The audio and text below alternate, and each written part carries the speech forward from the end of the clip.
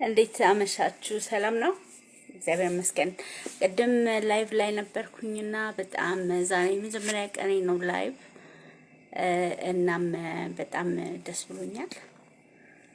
በዋናነት ይሄ ፔጅ የተመሰረተበት እሱም የኤፕለፕሲ ፔጅ ወይም ደግሞ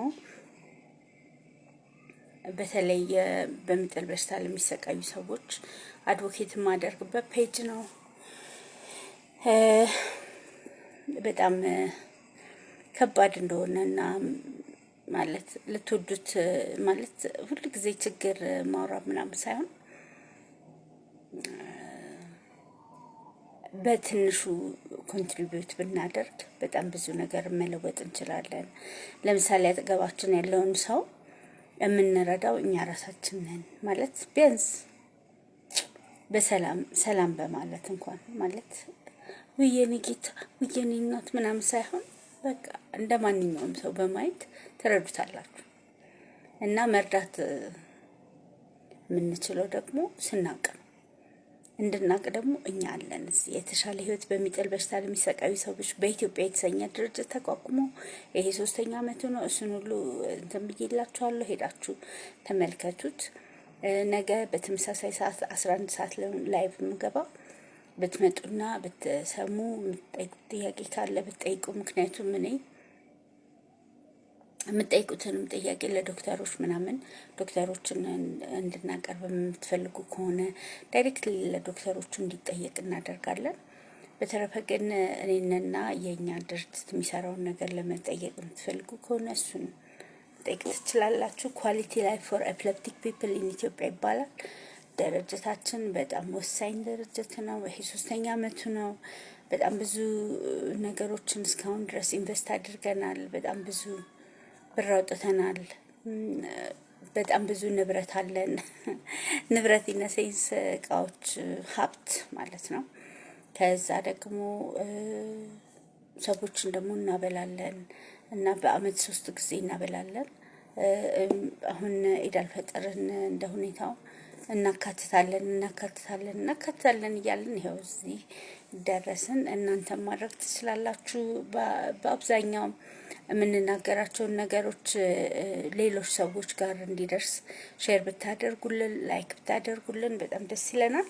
እናንተም ደግሞ የድርጅታችን እንትን ማለት ወዳጅ መሆናችሁን ለማመልከት 40 ብር ኮንትሪቢዩት እንድታደርጉ እንጠይቃለን። በተለይ ለዚህ ቡሄና ለዚህ እንቁጣጣሽ የ40 ብር ቻሌንጅ ጀምረናልና ጆይን እንድታደርጉ እና የኳሊቲ ላይፍን የንግድ ባንክ አካውንት እዚህ ፖስት እናደርግላችኋለን። በዛ ላይ 40 ብር ለግሱ። 40 ብር አይበቃንም፣ ባይሆን ማስታወቂያ ስሩልን የምትሉ ከሆነ ደግሞ ማስታወቂያችሁን በቲክቶክም ሆነ በዩቲዩብ በፌስቡክ ባለን አካውንት እንትን እናደርግላችኋለን፣ እናስተዋውቅላችኋለን። በመሰረቱ ከማስታወቂያ በላይ ነው እሱ። ምክንያቱም እኔን መርዳት ማለት ያንን ኮሚኒቲ መርዳት ማለት ነው።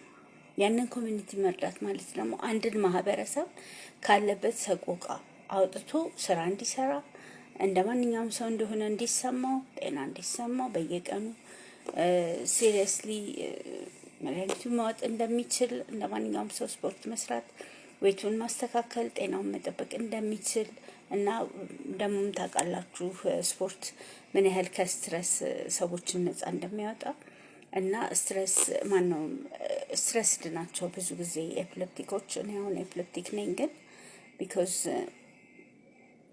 ፊት ስለማልሰጠው እና ስፖርትም ስለምሰራ እግዚአብሔርም ስለሚረዳኝ መድኃኒቴንም ስለምወጥ እናቴም አብራኝ ስላለች አባቴም በነበረ ጊዜ አብሮኝ ስለነበረ እና ጥሩ ቤተሰብ ስለነበረኝ ወይም ደግሞ አይዞሽ ማለት እንጂ የሚል ሰው ስለነበረ ነው። እና ከእንደገና እንደነ ፓስተር መረድ አይነት ሰዎችም ስለነበሩ ፓስተር መረድ ለማ ባይኖር ኖሮ ሁሉ ጊዜ እንደምነግራችሁ ልማር አልችልም ነበረ። ትማር፣ መድኃኒቷን ትውሰድ፣ መድኃኒት አለው ብሎ የነገረን ፓስተር መረድ ነው። ስለዚህ እንደዚህ አይነት አባቶች እንዲበዙልን ከአጋንንት ጋር ከልክፍት ጋር ከምናምን ጋር እያያያዙ ሰው በሰንሰለት ታስሮ የሚኖርበት ዘመን እንዲያበቃ እና ይሄ ዘመን ሌላ ነው።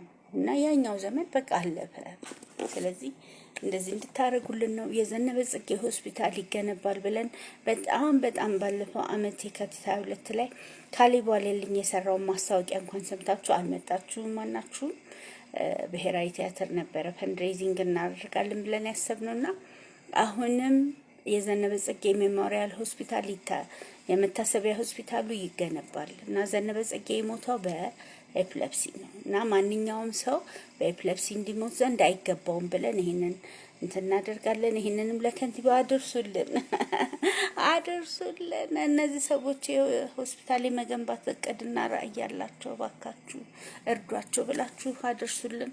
እጅግ አድርገን እናመሰግናለን። በተረፈ ግን ልጆችን ለማብላት ቡሄ ላይ ትልልቅ ሰዎችን ከነ ልጆቻቸው ለማብላት ደግሞ እንቁጣጣሽ ላይ ቀጠሮ አለን። በፍጹም እንደማታሳፍሩን እርግጠኛ ነኝ።